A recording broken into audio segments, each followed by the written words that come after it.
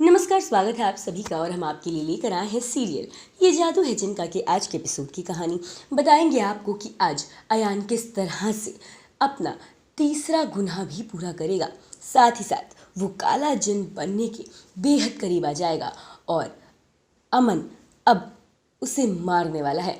लेकिन क्या अमन अपने बेटे को इतनी आसानी से मार पाएगा?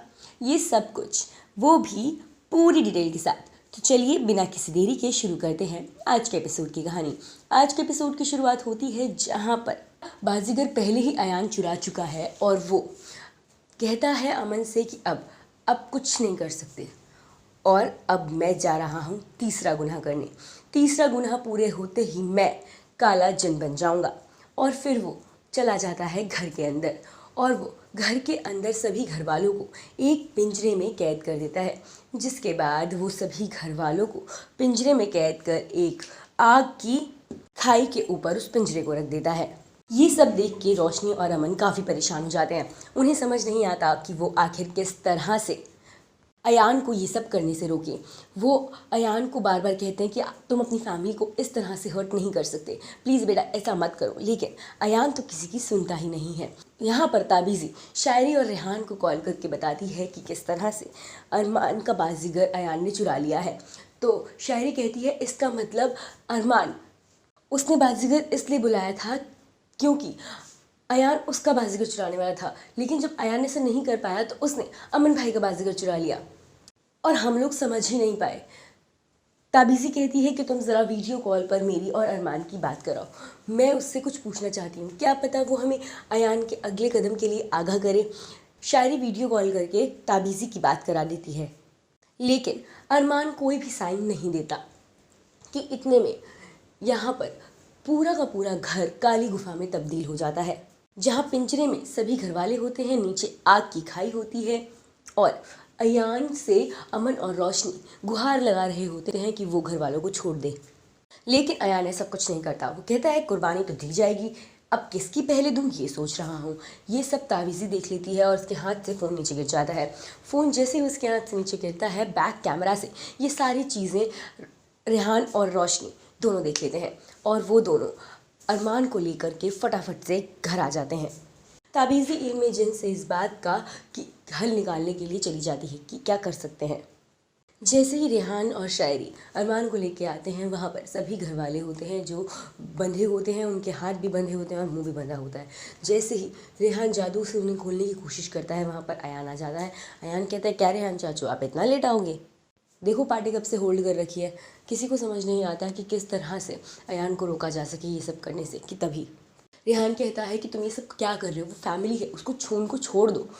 लेकिन अयान तो किसी की सुनता ही नहीं है। वो कहता है कि ये तो नहीं हो सकता। इतने में शायरी कहती है कि यहाँ तो घर है, लेकिन हमने जो देखा वो तो कुछ और था, अरमान ने हमें ऐसा क्यों दिखाया। अयान कहता है अरमान तो वही दिखाएगा ना जो मैं चाहूँगा, और मैं चाहता था कि आप लोग अरमान को यहाँ लेकर आओ ताकि मैं उसकी कुर्बानी दे सकूँ। शायरी कहती है कि क्या ये लोग कम थे जो तुमने अरमान के पीछे पड़ गए। अयान कहता है कि क्या जिनशिकारी तुम इतना भी नहीं जानती कि मैं इसके पीछे क्यों पड़ा हूँ। कि इतने में वो कहता है यहाँ पे कोई नहीं जानता कि मेरे को अरमान क्यों चाहिए। वो बताता है कि जिनों की दुनिया में सबसे ज़्यादा कुर्बानी अगर बड़ी किसी की मानी गई है तो वो है दो जुड़वा भाइयों की। उनमें किसी एक की कुर्बानी दे जाना सबसे बड़ी बात है, और इसीलिए हम दोनों की ज़िंदगी में से किसी एक की ज़िंदगी लिखी है और किसी एक की मौत। और ज़िंदगी तो सिर्फ मेरी है क्योंकि मुझे काला जिन बनना है और अरमान की हाथों आएगी मौत। तभी वहाँ पर रेहान और शायरी पूछते हैं कि अमन और रोशनी कहाँ हैं। तो वो बताता है कि अमन और रोशनी वहीं पर है, और एकदम से अमन और रोशनी आ जाते हैं। लेकिन वो दोनों ना कुछ कह पाते हैं ना हिल पाते हैं, वो सिर्फ सुन पाते हैं क्योंकि अयान ने उन्हें स्टैचू कर दिया था।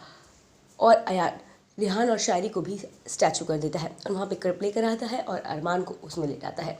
वो अरमान से बातें करता है। वो कहता है कि हम दोनों में से किसी एक के हाथों में ज़िंदगी लिखी थी जो तुम्हें मिली, और मैं रूह बन के उड़ता रहा, अब बारी मेरी है। मैं काला जिन बनूंगा और तुम अब रूह बन के उड़ोगे।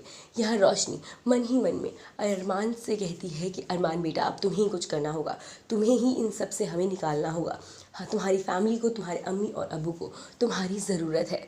कि इतने में अरमान, अमन, रोशनी और शायरी और रेहान में से चारों को फ्री कर देता है। लेकिन जैसे ही सिंबल बनने शुरू होते हैं।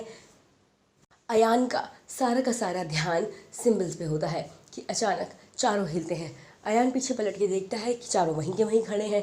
वो कहता है कि आप लोग हिले, आप लोग कहीं मुझे उल्लू तो नहीं बना रहे। कहता है पर स्टैचू कैसे हिल सकते। उसका वापस ध्यान सिंबल्स पे चला जाता है और जैसे ही अयान अरमान को उठाने जा रहा होता है, शायरी अपनी रस्सी से उसको रोक लेती है और रोशनी पीछे कर देती है उसको अपने जादू से। और यही हो जाता है आज के एपिसोड का दी एंड। अब कल के एपिसोड में आप देखेंगे कि अयान को रोकने का सिर्फ एक ही हल है, वो है जिन्नात की बादशाह की तलवार।